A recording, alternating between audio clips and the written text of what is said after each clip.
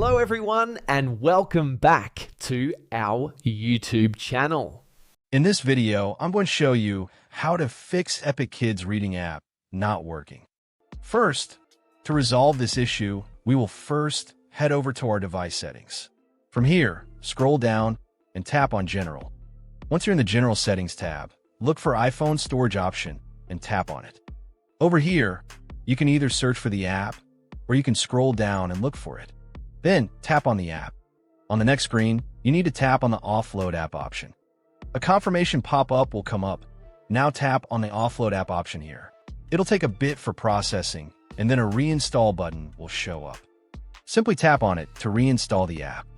This should resolve the issue, but if it doesn't, then you need to check if the app is running an older version. Head over to App Store.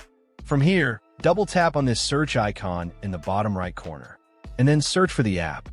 Once the app comes up in the search result, and if you see this update button right next to the app, simply tap on it to make sure you're running the latest version of the app.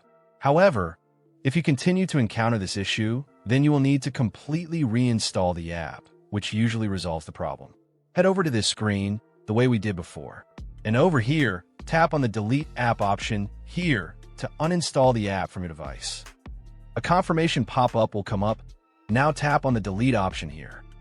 Once uninstalled, open up App Store and search for the app in the search bar.